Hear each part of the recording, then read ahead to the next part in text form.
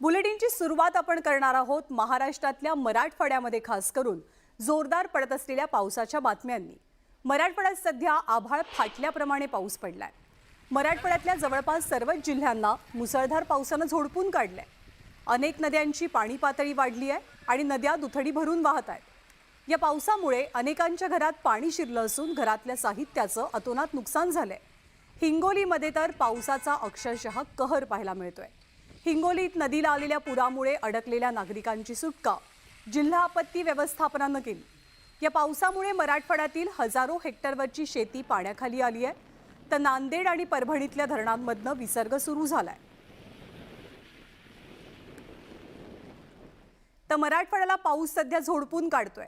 मराठवाड्यातील छत्रपती संभाजीनगर, जालना, नांदेड, परभणी या जिल्ह्यांमध्ये पावसाचा अक्षरशः कहर पाहायला मिळतोय। नांदेडमधल्या अनेक नद्यांना पूर आलेला आहे।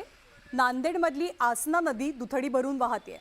यासोबत जालना आणि परभणीत सुद्धा जोरदार पाऊस बरसतोय।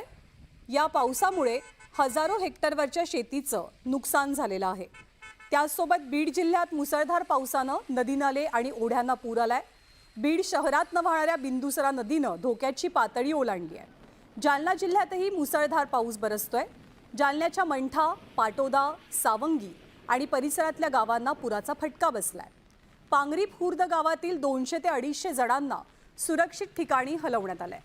लातूरमधल्या घरणी नदीच्या पर्यायी पुलावरनं पाणी ओसंडून वाहत आहे आणि या पावसामुळे अनेक भागातले रस्ते आणि वाहतुकीवरतीही मोठा परिणाम झालाय। पण आता आमचा जीव जाण्याची वेळ आली होती। शेवटी जीव वाचवण्यासाठी आम्ही कसं तरी जीव वाचवला आणि आता आम्हाला जर पुनर्वसन झालं तरच आम्ही जगू, नाही तर आमची जगण्याची शक्यता नाही। याच्यानंतर गावात जर राहायचं म्हणजे असं परिस्थिती झाली की गावात राहावं नाही म्हणून असं वाटू लागलं। तर मुलाबाळासहित वर जमा झाली माणसं हे सुद्धा असे बाहेर हलवले। आम्ही डोंगरावर गेलो घेऊन, तेव्हा बचाव झाला।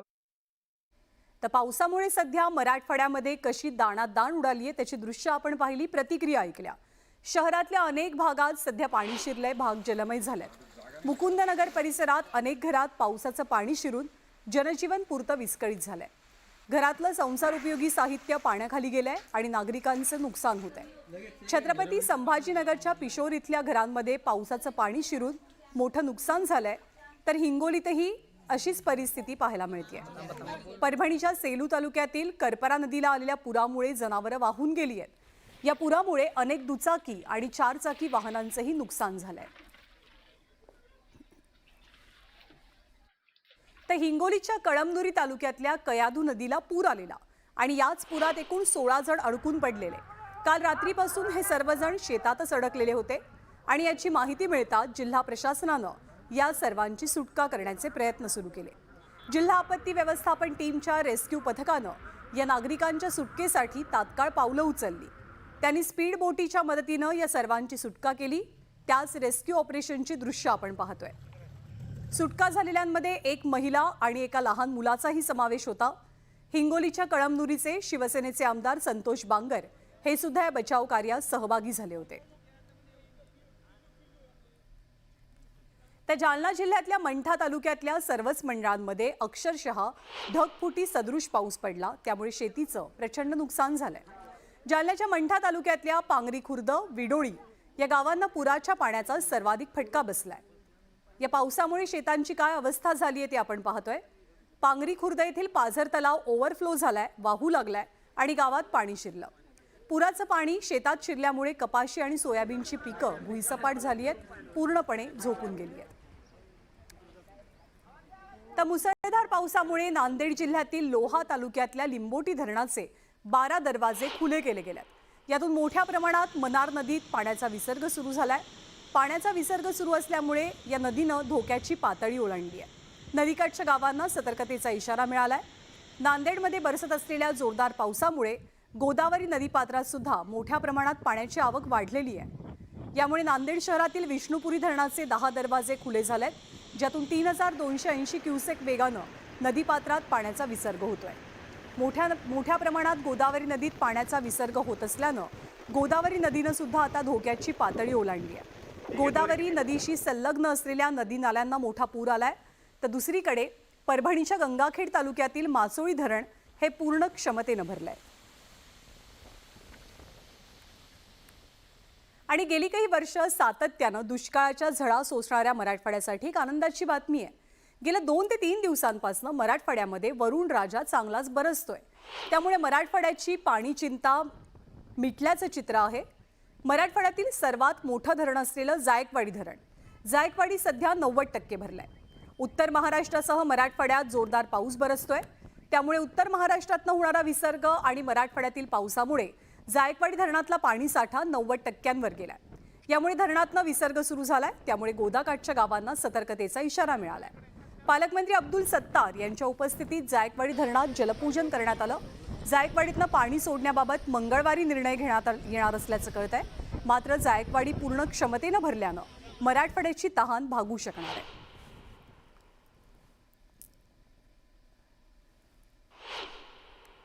मराठवाड्याच्या जनतेसाठी एक खुश खबर आहे, एक आनंदाची बातमी आहे का 90% भरला। मला वाटतं आता 10% अजून भरल्यानंतर 90%च्या 91% 92% झाला का पाणी खाली सोडावं लागेल।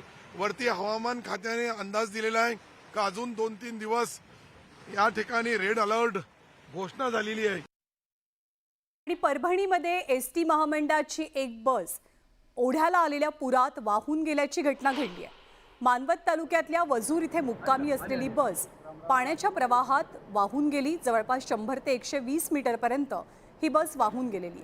गेल्या 36 तासांपासून जिल्हाभरात मुसळधार पाऊस सुरू आहे आणि त्यामुळे नदी नाल्यातनं पाणीही मोठ्या प्रमाणात वाहत आहे।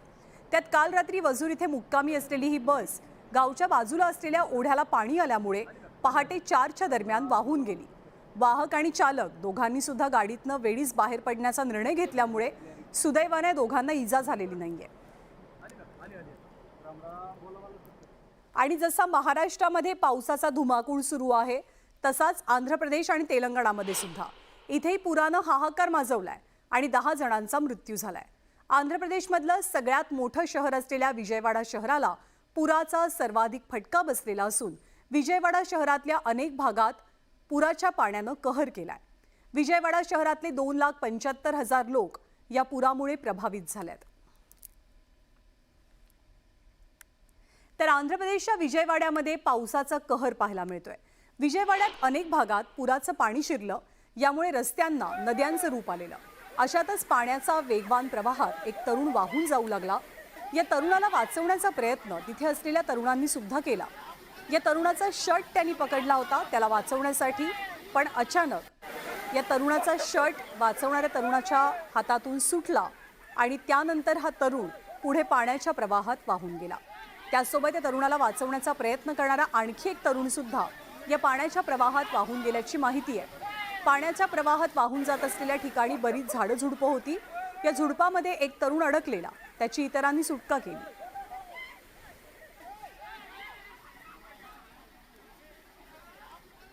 आणि यानंतरची बातमी पुण्यातनं। बातमी आहे एका थरारक घटनेची। पुण्यामध्ये भर रस्त्यात नगरसेवक वनराज आंदेकरांची हत्या झाली। संपत्ती आणि कौटुंबिक वादातनं आंदेकरांच्या बहिणींनीच त्यांची हत्या केली। या हत्येप्रकरणी आतापर्यंत एकूण 5 जणांना अटक झालेली आहे। पाहूया हा स्पेशल रिपोर्ट।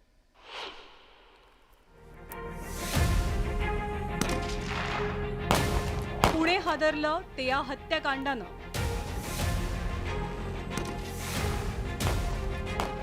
गोळ्यांचा वर्षाव करत आणि कोयत्यानं ज्यांना मारलं जातंय ते आहेत राष्ट्रवादी काँग्रेसचे नगरसेवक वनराज आंदेकर। रविवारी रात्री 8च्या दरम्यान 6 ते 7 दुचाकीस्वार आले आणि थेट वनराज आंदेकरांवर गोळीबार सुरू केला, तर काहींनी त्यांच्यावर कोयत्यानं हल्ला केला। या हल्ल्यामध्ये वनराज यांचा मृत्यू झाला, हल्लेखोर फरार झाले। वनराज आंदेकर यांची हत्या झालेली आहे आणि त्यानंतर तपासमध्ये आतापर्यंत जे आहे 4 आरोपी निष्पन्न करून त्यांना जे आहे अटक करण्यात आलेली आहे। बाकी आरोपीचे शोध चालू आहे। धक्कादायक बाब अशी आहे की आंदेकरांची हत्या घडवली आहे ती त्यांच्याच 2 बहिणींनी आणि त्यासाठी या बहिणींनी मदत घेतली ती सोमनाथ गायकवाडची। सोमनाथ गायकवाड आणि आंदेकरांमधल्या टोळी युद्धाचा फायदा बहिणींनी घेतला। प्राथमिक दृष्ट्याने हे जे घटना झालेली आहे ते कौटुंबिक वाद प्रॉपर्टी डिस्प्यूट आणि जुने वाद असं 3 गोष्टीवर झालेली दिसून येत आहे. एक वेळ सर्व आरोपी अटक झाल्यानंतर नेमके यांच्या मूल हेतू आणि तात्कालिक कारण काय होता हे आपल्याला माहिती द्यायचे निष्पन्न करता येईल. संपत्ती, पैसा आणि जमिनीच्या वादातनं सुरू झालेला वाद वनराज यांच्या जीवावर बेतला. चिंताजनक बाब म्हणजे पुण्यातलं टोळी युद्ध आणि त्या टोळी युद्धातनं झालेली ही हत्या. वैभव सोनवणेसह ब्युरो रिपोर्ट, न्यूज 18 लोकमत. आणि यापुढची बातमी मुंबईमधनं आहे. मुंबईत गणेशोत्सव आणि लालबाग म्हणजे एक समीकरण मानलं जातं. बाप्पाच्या आगमनापासून ते अगदी विसर्जनापर्यंत लालबाग गजबजलेलं असतं. आणि अशातच रविवारी बाप्पाच्या आगमनाच्या धामधुमीतच लालबाग एका अपघातानं हादरून गेलं. एका मद्यधुंद प्रवाशानं घातलेला गोंधळ या अपघाताला कारणीभूत ठरला.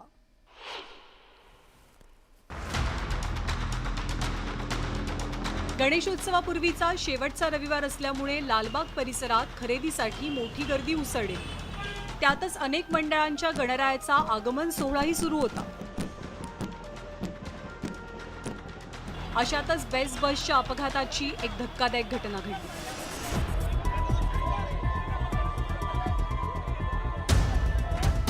बेस्ट प्रशासनाची 66 क्रमांकाची बस ही चिंचपोकळीवरनं सायनकडे निघालेली. या बसमधून एक मद्यधुंद प्रवासी प्रवास करत होता. या मद्यधुंद प्रवाशानं चालक आणि वाहकासोबत वाद घालायला सुरुवात केली. त्यानंतर या मद्यधुंद प्रवाशानं ड्रायव्हरला ओढलं आणि या प्रवाशानं ड्रायव्हरचं स्टेअरिंग हिसकावलं. या घटनेमुळे बस अनियंत्रित झाली आणि हा अपघात घडला. या अनियंत्रित बसनं एकूण 9 जणांना चिरडलं. यात एका तरुणीचा मृत्यू झाला. मद्यप्राशन केलेला प्रवासी दत्ता शिंदेवर पोलिसांनी गुन्हा दाखल केला आणि त्याला अटक झाली. गरमखाडा मैदानच्या इथे जो व्यक्ती गाडीमध्ये बसमध्ये होता त्यांनी ड्रायव्हरशी हुज्जत घातली, झटापट केली. त्यामुळे ड्रायव्हरचा ताबा सुटला आणि एकूण 3 4 व्हीलर आणि 3 2 व्हीलरला व इतर जे पदचारी होते त्यांना त्यांनी जखमी केलं. त्याच्यामध्ये एक 27 वर्षीय महिलेचा मृत्यू झालेला आहे. बेस्ट बसनं धडक दिल्यानं जखमी झालेल्या सर्व जखमींवर जवळच्याच रुग्णालयात उपचार सुरू आहे. आणि या मद्यधुंद प्रवाशाची पोलिसांकडनं कसून चौकशी केली जाते. आणि यापुढची बातमी राजकीय आहे. भाजपमध्ये गेली 40 वर्ष काम केलेल्या एकनाथ खडसेंची घर वापसी गेल्या काही दिवसांपासून रखडलेली आहे. राष्ट्रवादीमधनं भाजपत परतण्यासाठी खडसेंनी दिल्लीत अमित शहांची भेटही घेतली. त्यानंतरही एकनाथ खडसेंच्या भाजप प्रवेशाला काही मुहूर्त मिळाला नाही. मग उलटसुलट चर्चा रंगू लागल्या. सोमवारी वाढदिवसानिमित्त लावलेल्या बॅनर्सवर शरद पवारांसह खडसेंचा फोटो झळकला. त्यामुळे खडसे राष्ट्रवादीमध्येच राहतील अशी देखील कुजबूज सुरू झाली. त्यातच वाढदिवसाच्या दिवशी खडसेंनी मोठा गौप्यस्फोट केलाय. भाजप प्रवेश झाला मात्र घोषणा झाली नसल्याचा दावा खडसे करतायत. भाजपकडनं प्रतिसाद मिळत नसल्याची खंत सुद्धा त्यांनी व्यक्त केली.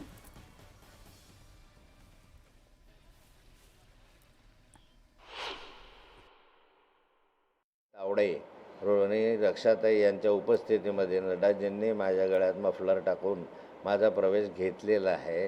त्याचे फोटो पण त्यांनी काढलेले आहे. परंतु खाली त्याला विरोध झाला असावा, त्यामुळे माझा प्रवेश जाहीर होऊ शकलेला नाही.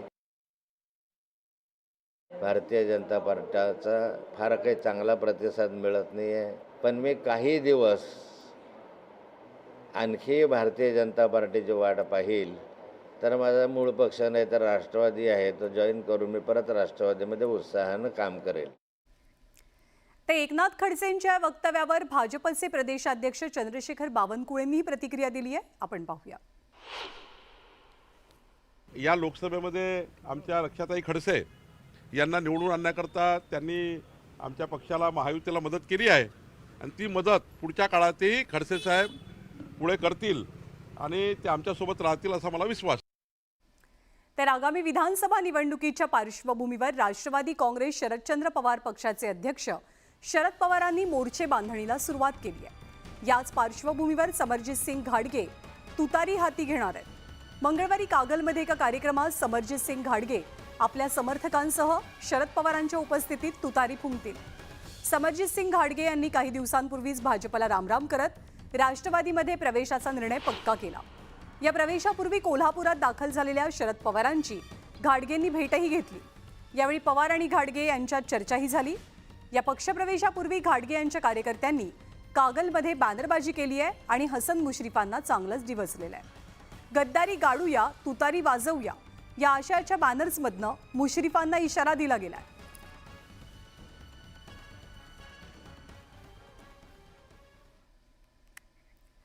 आणि अजित पवारांची मुख्यमंत्री होण्याची इच्छा कुणापासूनच लपून राहिलेली नाहीये. अजित पवारांच्या समर्थकांकडनं सुद्धा भावी मुख्यमंत्री अशी बॅनरबाजी नेहमीच केली जाते. खुद्द अजित पवारांच्या मातोश्री आशाताई पवार यांनी सुद्धा आपल्या लेकानं मुख्यमंत्री व्हावं अशी इच्छा व्यक्त केली होती. आणि आता उपमुख्यमंत्री अजित पवारांचे सुपुत्र जय पवार यांनी सुद्धा दादांनी मुख्यमंत्री व्हावं ही इच्छा व्यक्त केली आहे.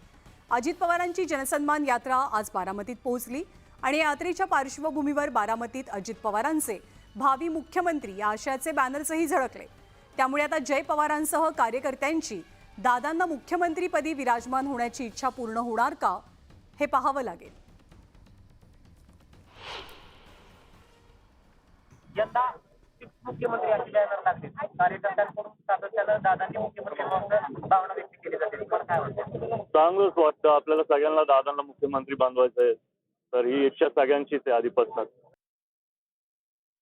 सगळ्यांची इच्छा आधीपासून होती. मला पण युवक बोलायचे दादा तुम्ही नेक्स्ट, पण आता बघू दादा आणि पक्षातले ज्येष्ठ नेते ती निर्णय घेतील. आणि काही दिवसांपूर्वी पोलिसांना अगदी उघड पद्धतीनं धमकी दिल्यामुळे भाजप आमदार नितेश राणे हे वादामध्ये अडकलेले. आता पुन्हा एकदा नितेश राणे यांनी वादग्रस्त विधान केलंय. अहमदनगर इथे सकल हिंदू समाजाच्या वतीनं महंत रामगिरी महाराजांच्या समर्थनात मोर्चा निघालेला. यावेळी नितेश राणेंनी मुस्लिम समाजाबद्दल आक्षेपार्ह वक्तव्य केलं. नितेश राणे यांच्या वक्तव्याप्रकरणी अहमदनगर पोलिसांनी गुन्हा नोंदवलाय. मुस्लिम समाजाच्या भावना दुखावल्याप्रकरणी रविवारी रात्री उशिरा हा गुन्हा दाखल करण्यात आला. त्यामुळे नितेश राणेंच्या अडचणी आता वाढण्याची शक्यता आहे. जो भाषा में समझता है ना, वो भाषा में धमकी लेके जा रहा हूँ. हमारे रामगिरी महाराज के खिलाफ अगर कुछ भी मस्ती तुम लोगों ने किससे भी की तो तुम्हारे मस्जिदों के अंदर आके चुन चुन के मारेंगे, इतना ध्यान में रखो. या शिर्डी विधानसभा मतदारसंघाच्या पूर्ण बॉर्डरवर मी तुम्हाला आवर्जून सांगतो, जर इथं कोणीही धर्माच्या नावावर आणि जातीच्या नावावर द्वेष पसरण्याचं काम केलं तर मग तुमची गाठ माझ्याशी आहे हे तुम्हाला मी स्पष्ट सांगतो. आणि मालवणच्या राजकोट किल्ल्यावर शिवरायांचा पुतळा कोसळल्यानं राजकारण चांगलंच पेटलं. काँग्रेसनं चुकीचा इतिहास शिकवल्याचा आरोप उपमुख्यमंत्री फडणवीसांनी केला. शिवरायांनी सुरत लुटली नसून ते आक्रमण होतं असा दावा फडणवीसांनी केला. पण फडणवीसांच्या वक्तव्याचा विरोधकांसह इतिहासप्रेमींनी चांगला समाचार घेतलाय.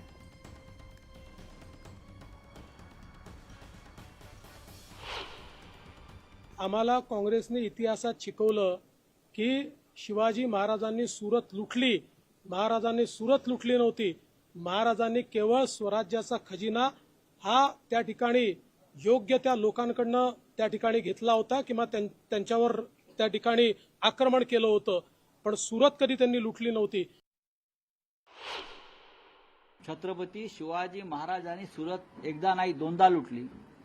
ती यासाठी लुटली, ती राष्ट्रीय सुरक्षेसाठी लुटली की ईस्ट इंडिया कंपनीला मिळणारी खंडणी बंद करायची असेल तर सुरत लुटावी लागेल आणि या व्यापाऱ्यांना धडा शिकवावा लागेल.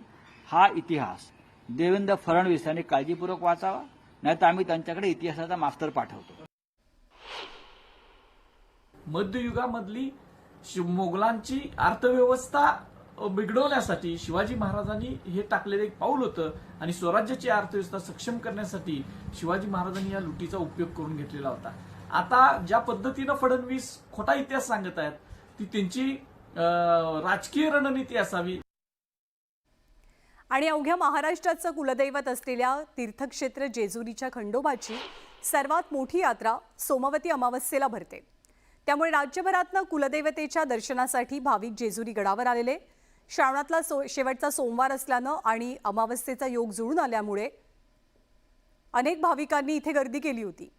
पहाटेची पूजा, महाअभिषेक उरकल्यानंतर मंदिर गाभारा दर्शनासाठी खुला केला गेला. अत्यंत प्रसन्न वातावरणात भंडाऱ्याच्या मुक्त उधळणीत जेजुरी नगरी नाहून गेली. सकाळी 7च्या दरम्यान खंडोबा गडावरनं पालखी सोहळा सुरू झाला. तर 11च्या सुमारास देवाच्या उत्सव मूर्तीचा पालखी सोहळा जेजुरी गडावरनं कऱ्हा स्नानासाठी निघाला. तर दुपारी 4 वाजता करेकाठी खंडोबा आणि म्हाळसा देवीच्या मूर्तीला विधिवत स्नान घातलं गेलं. यावेळी सदानंदाचा जयघोष आणि भंडारा खोबऱ्याची मुक्त उधळण झाली.